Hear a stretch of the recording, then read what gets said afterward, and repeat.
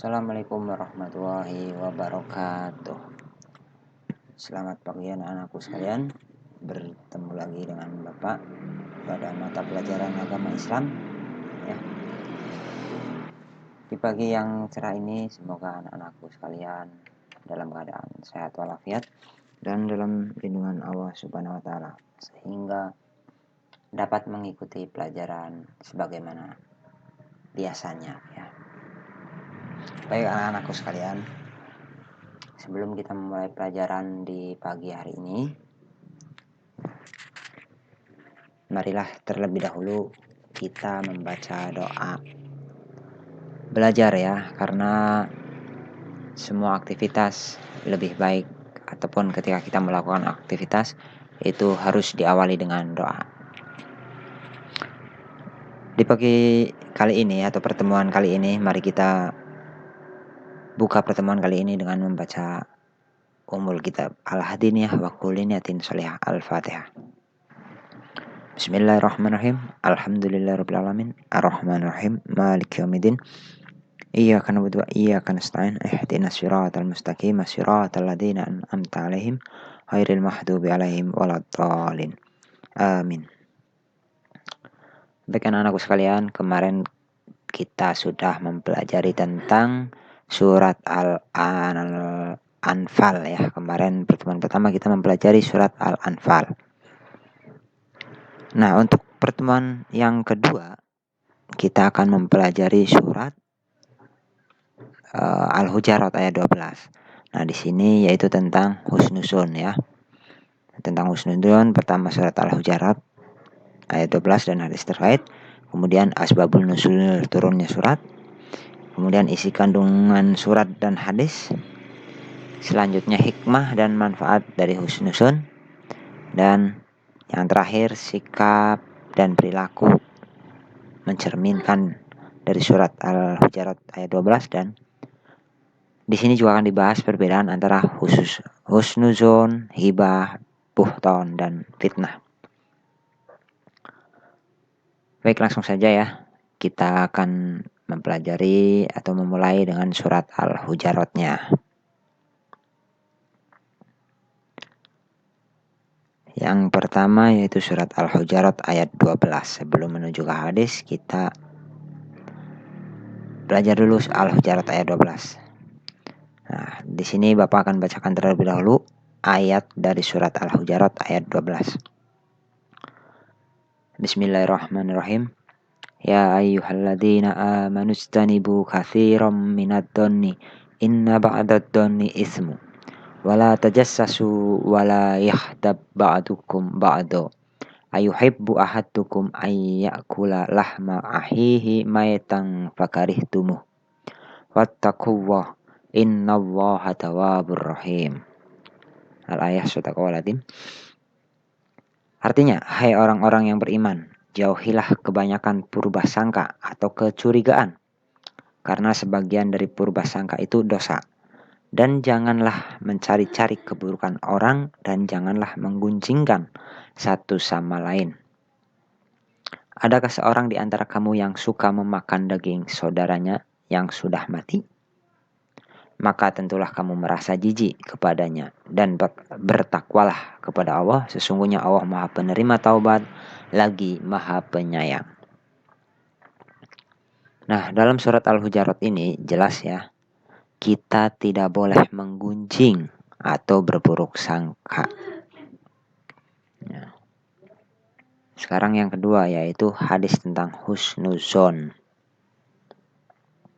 An Abi Hurairah anin Rasulullah sallallahu alaihi wasallam qala Allahu azza wa jalla anna inda dhanni ibdi bi wa anna ma'ahu haitsu yadhkuruni wallahi afrahu bi taubatihi abdihi min ahadikum yajidu dallatahu bil falati wa man tafarrabta ilaihi dira'an wa man taqarraba ilayya dira'an taqarrabtu ilaihi ba'an wa idza akbala minni yamshi akbaltu ilaihi aharawil. Yang artinya, Dari Abu Hurairah, Rasulullah SAW bersabda, Allah yang maha mulia dan maha agung, firman-Nya, ketentuanku sangat bergantung pada perasaan hambaku terhadapku. Aku akan selalu bersamanya jika dia mengingatku.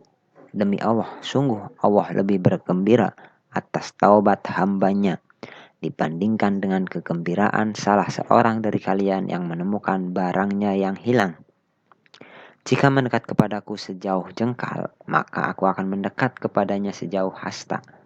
Jika dia mendekatku sejauh hasta, maka aku mendekat kepadanya sejauh sedepa. Sedangkan jika dia datang kepadaku sambil berjalan kaki, maka aku akan mendatanginya sambil berjalan cepat ya. Jadi Allah akan lebih cepat datang kepada kita. Makanya kita harus selalu mendekatkan diri kepada Allah ya. Di sini kata Allah ya, Allah itu bergantung pada perasaan hambanya. Kalau hambanya berprasangka baik, maka Allah akan baik ya, dan akan lebih dekat dengan kita. Selanjutnya yaitu asbabun nusul turunnya surat. Nah, kenapa surat ini bisa turun ayat 12 ini ya? Karena setiap surat Al-Qur'an itu ada sebab musababnya turunnya ayat. Nah, di sini sebab musabab turunnya surat Al-Hujurat ayat 12 yaitu di sini dijelaskan menurut Ibnu Munsir dan Ibnu Jurayj ya, ayat ini turun karena berkaitan dengan kebiasaan Salman Al-Farisi yang makan lalu kemudian tidur dengan mendengkur. Tahu mendengkur? Kalau istilah orang sini ngorok ya. Sebagian orang kemudian membicarakannya. Nah, setelah banyak orang yang membicarakan tentang tidurnya Salman, maka turunlah ayat ini untuk melarang umat Islam dalam menggunjing dan mengumpat ya. Jadi kita tidak boleh berburuk sangka, harus husnuzon ya, jangan suudzon. Kalau husnuzon itu berbaik sangka, kalau husnuzon ya, husnuzon itu berbaik sangka, sedang suudzon itu berprasangka buruk. Isi kandungannya ya. Yang pertama, ayat ini membimbing manusia untuk selalu menanamkan akhlak yang baik, yaitu akhlak kepada Allah, akhlak kepada Rasul, dan akhlak kepada sesama manusia. Karena manusia diciptakan itu dikaruniai akhlak pikiran ya. Jadi bukan hanya buat diri kita sendiri, melainkan buat sesama manusia, kepada Allah, kepada Rasulnya. Kepada Allah kita harus mempunyai akhlak. Contoh, ketika kita beribadah ya, kita harus menggunakan akhlak kita.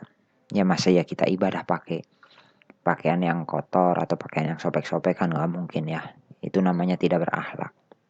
Karena kita menghadap Tuhan atau menghadap Allah Subhanahu wa taala, maka ketika kita beribadah ya kita harus berpakaian yang sopan. Ya, itu salah satu contoh akhlak kepada Allah Subhanahu wa taala. Kalau kepada Rasulnya contohnya ya kita mengikuti ajaran-ajarannya.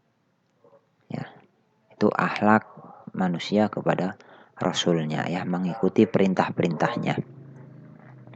Kepada manusia ya kita saling tolong menolong, saling menghormati, dan masih banyak yang lainnya ya. Yang kedua, Allah memerintahkan kepada umat manusia, khususnya umat Islam, agar selalu bersikap husnuzon. Husnuzon itu berbaik sangka, dan melarang kita untuk bersikap suuzon atau berburuk sangka. Karena tadi sesuai ayat yang pertama ini yang surat Al-Hujurat, kalau kita mengomongin orang atau suudzon atau mengumpat, itu diibaratkan kita makan daging saudara kita sendiri ya. Saudara kita yang sudah mati, dagingnya kita makan. Itu diibaratkan seperti itu. Ya, kalau secara akal sehat kita makan daging bangkai aja ya. Apalagi disuruh makan bangkainya saudara sendiri. Ya, makan bangkai hewan aja kita jijik ya. Makanya kita tidak boleh mengumpat atau tidak boleh berburuk sangka ya. Selanjutnya yaitu tentang isi kandungan hadis. Dalam hadis yang tadi itu dijelaskan bahwasanya kita disuruh selalu berpikir positif ya, dalam menghadapi masalah yang ada ya. Nggak boleh putus asa, harus positive thinking, nggak boleh negative thinking ya. Selanjutnya, dalam hadis ini dijelaskan pertolongan Allah hanya diberikan kepada siapa saja yang menjadikan Allah sebagai sandaran hidup dan tempat menggantungkan cita dan harapan.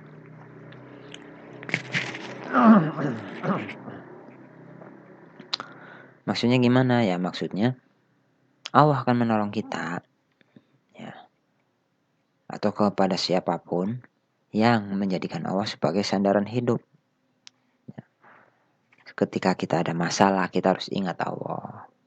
Ketika kita mendapatkan kebahagiaan, kita juga harus ingat ya. Itu namanya kita menyandarkan hidup. Dengan selalu ingat kepada Allah, maka Allah akan selalu ingat kepada kita. Kemudian Allah selalu memberikan harapan dan kabar gembira kepada siapa saja yang mau berkubang dalam kemaksiatan dan dosa agar mereka bertaubat dan jangan berputus asa. Berkubang dalam kemaksiatan dan dosa ya. Jadi Allah memberikan kabar gembira buat orang-orang yang mau meninggalkan kemaksiatan dan dosa, kemudian mereka mau bertobat ya. Itu di samping orang-orangnya mendapatkan kegembiraan, Allah pun sangat bahagia ya. Karena kegembiraan ini melebihi kegembiraannya orang yang kehilangan barang berharganya. Itu isi kandungan surat Al-Hujurat dan hadis terkait.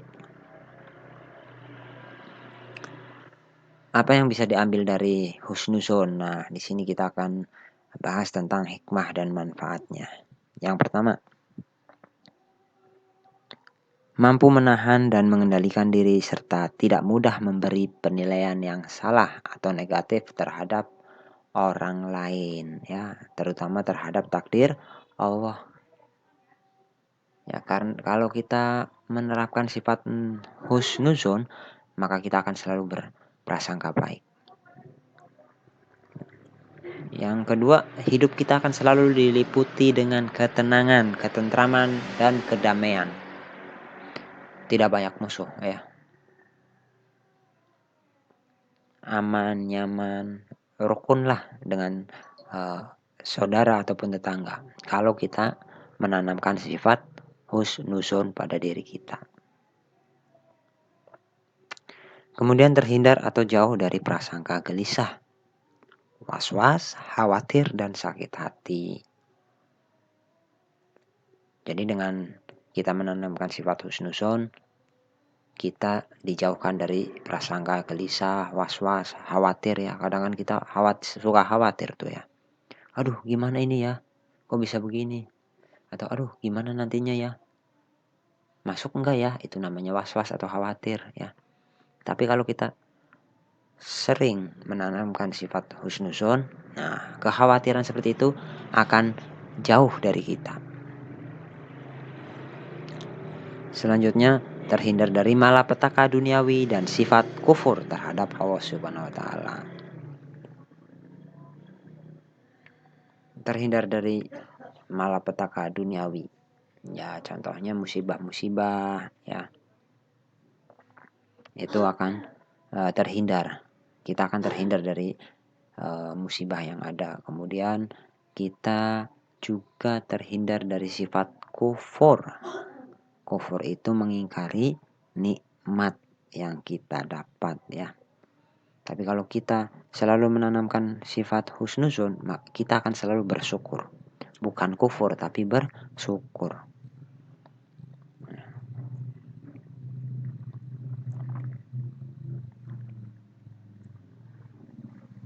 Dari surat Al-Hujurat bisa kita ambil atau perilaku yang mencerminkan yang bisa kita tanamkan pada diri kita. Yang pertama, menjauhi dan menghindari curiga atau prasangka buruk. Sebaliknya, kita dianjurkan untuk mengedepankan sikap berpikir positif. Itu yang pertama. Yang kedua, tidak mencari-cari kesalahan orang lain. Ya.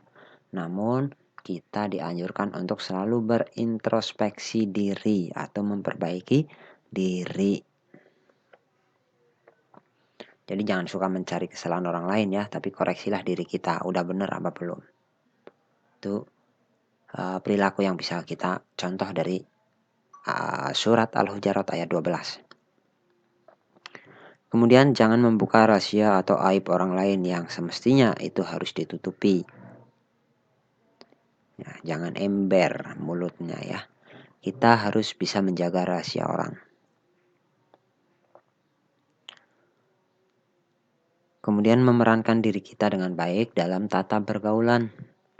Baik itu dengan masyarakat ataupun yang lainnya, sehingga setiap pribadi selalu dapat menebarkan energi yang positif. Kalau kita bergaul dengan masyarakat ataupun dengan yang lainnya, ya, dengan pergaulan yang baik, sopan santun dan lain sebagainya, maka kita akan dengan sendirinya dalam diri kita energi positif akan muncul dengan sendirinya, atau kita akan memiliki wibawa yang tinggi.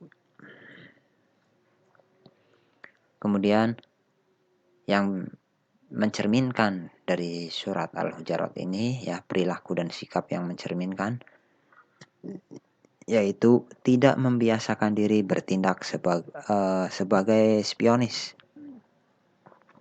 Spionis itu mata-mata ya, yang selalu melihat perilaku seseorang.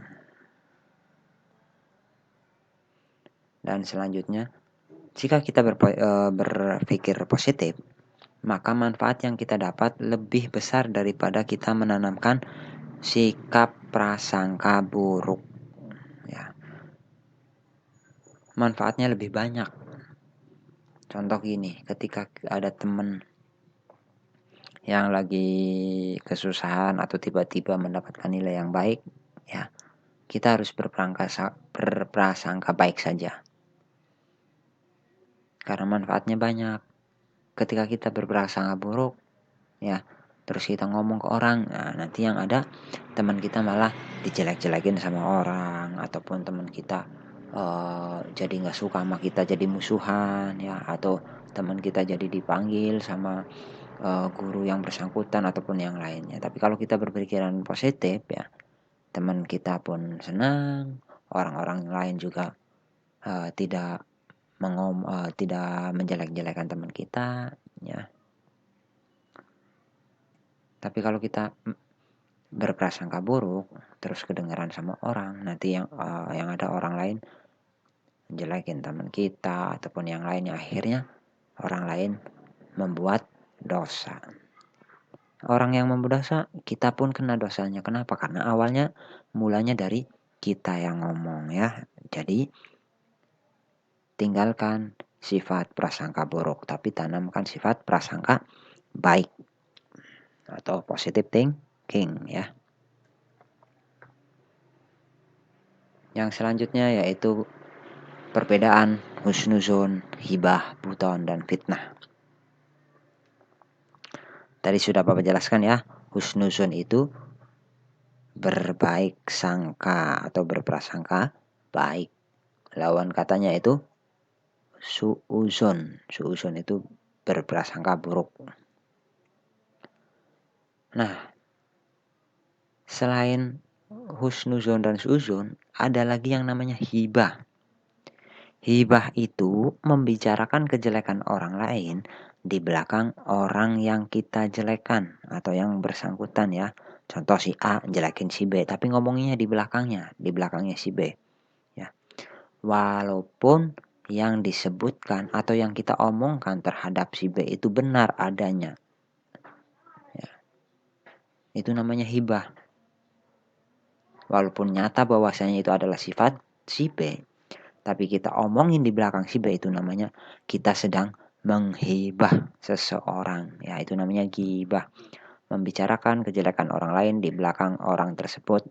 Ya, walaupun yang dibicarakan itu nyata persis dengan sikap yang dimiliki orang tersebut, itu namanya ghibah.